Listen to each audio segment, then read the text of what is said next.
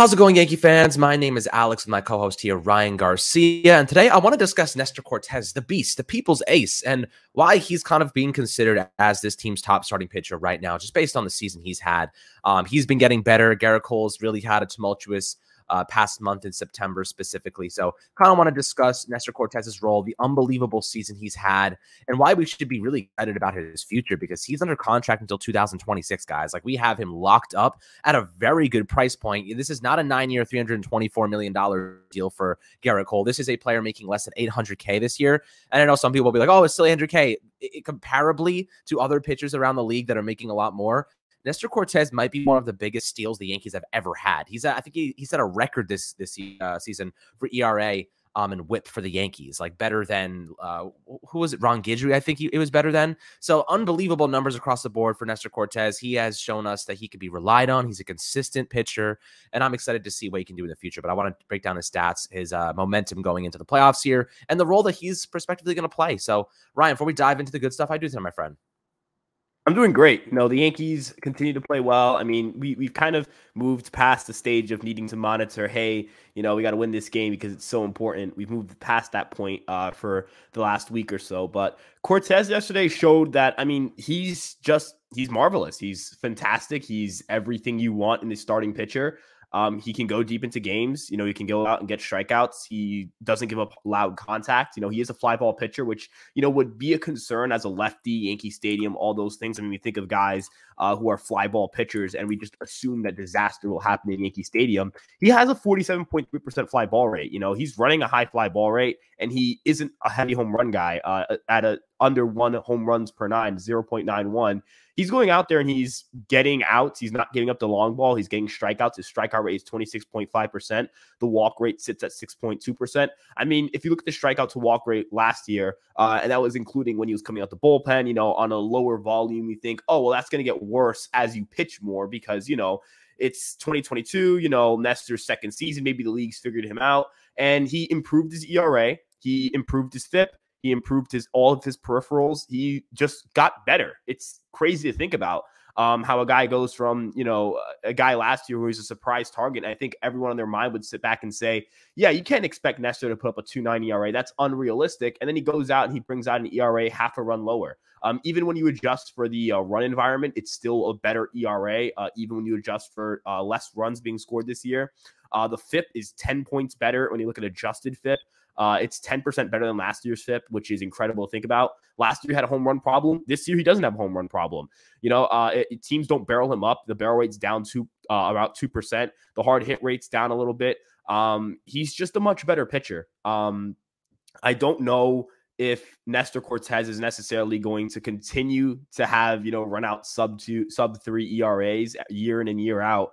But what I will say is the arsenal is really good. I mean, the rising fastball, we know, plays up in the zone. He has a sweeping slider and a cutter to kind of bridge the two together. So you have that, you know, that fastball stays straight. The cutter has a little bit of that run in on righties and away to lefties, and that slider that sweeps way down and away to lefties and way down and into righties. He'll throw out an occasional changeup. He doesn't shy away from his changeup when he needs it. His stuff grades out decently. He's been a good pitcher, and I don't know. I think it's fair to say you have to start him in game one, especially with the scheduling now. I was reading about this because of how the scheduling is. You know, can you say you're going to put Nestor Cortes out on short rest when he never has done it? I don't know if you can do that, right? And can you put Garrett Cole on the mound in game one? I don't know if you could do that, right? You know, Garrett Cole definitely has his faults, and this year has been a tumultuous season, as you mentioned, but I know Garrett Cole can pitch to me on short rest. So if I put him in game two, he's set up for short rest in game five, whereas I put Cortes game two, he's not set up for short rest in game five. We have no idea how his body will react to that. Do I have the utmost faith in Cortes? Absolutely. But I would like to have him in games 1 and 4. That would be splendid. If I have him in games 1 and 4, you know, if you get those 2 wins there and then you win one of Garrett Cole's starts, if you win 3 out of 4 of those Cole Cortes starts, you're going to win the series. And you're going to go roll into that ALCS. We know this team has a deep bullpen. We know this team has a great lineup, and Cortes goes out and gives the Yankees length. He pitches well against good teams, and he's a guy you can rely upon because he gets so many strikeouts. Yeah, I mean, look, this is a pitcher who has consistently came out and performed just admirably well. And you know what I love the most about Nestor Cortez is how much fun he has with it. You know, Garrett Cole's like super intense. He's like, if I give up a homer, he starts throwing a fit sometimes. He gets angry, and I appreciate that. I'm not saying it's a bad thing. It means he cares, and he's obviously trying to his best. So you love to see that. But Cortez brings a different type of element to the mound. He's kind of a different type of pitcher. He's not that intense. He's looking to have fun. He's looking to try new things. He's looking to innovate. And the thing about a lot of pitchers is that they get kind of locked in to ways that sometimes opposing hitters have seen over years and years and years, and they start to understand how you pitch them, right? Garrett Cole's kind of going through that right now, giving up a lot of homers this season. Opposing hitters just know what to expect, right? They're expecting that fastball to be in a certain spot, and they're just waiting for it a lot of times. So what I like from Nestor Cortez is that they've allowed him to be a little bit more creative with his style, right? The arm angles, the arm slots, the crazy windups. He's doing a lot of things that throw batters off, and the timing of their swing, the timing of their mechanics. And he's found ways to make what otherwise most people say. I mean, it's not like he has a blazing fastball. It's not like he has insane velocity. He's found ways to work around that by using his creative nature, by using the energy and the fun that he has on the mound being a professional baseball player. And I think that's a very beautiful thing, right? That's just like a piece of art. It's like a Van Gogh of baseball, right? Like Nestor Cortez has put on the mound something that we really have not seen in a long time, if ever. I don't recall anyone else doing stuff like this, especially in the modern era. They're very to the point. They're to their mechanics. They're fundamental based. Cortez is breaking all of those rules, right? He's breaking all of his fundamentals. He's breaking everything to give himself a competitive edge. And this doesn't work for everybody. But because he's smaller, because he's not the biggest guy, because he doesn't have the highest velocity, he's able to find ways to do things different. I really, really appreciate that from Nestor Cortez. And, you know, the only down month he had was really in June, and he had a 4.15 ERA, 12 earned runs over 26 innings. He gave up 6 homers that month. But ever since then, he's been absolutely lights out, right? And in September, 1.80 ERA, gave up 4 earned runs over 20 innings. With 18 Ks and 19 ground balls. He didn't give up a single homer. And you look over at Garrett Cole in September, and he had a 4.80 ERA. He gave up 9 home runs in 5 games. He's given up a homer in 5, 6, 7 games straight. And I think actually that's actually kind of insane. You know, 3 of those 6 games, he's given up 2 or more homers, right? Like that's a big issue. And usually they come either in the first inning or they come toward the end of his day when it's like 6th, 7th inning and he's already at like 105 pitches. So maybe the strategy here is to pull him before then, because they always kind of happen at that right moment. Like the last pitch of the game he's going to throw. He keeps pushing past that 100 pitch mark, and then he gives up the homer. He just gives up one bad one there. So maybe they got to do a better job of taking him out at the right times instead of letting him continue on. Maybe they'll do that during the postseason. So this is kind of an interesting strategy. But, you know, Ryan, when you're looking at the starting rotation right now, if you add, like you said before, you think that Nestor Cortez should be the guy that starts game 1. My question for you is, how does that impact Garrett Cole's mentals, like his psyche? How does that make him feel that he just got beaten out essentially for that number 1 spot, for that top spot? They're not, you know, I understand playing matchups, but you know Garrett Cole doesn't give a shit about that. He wants to be on the mound at all times. How do you think that affects him and his confidence?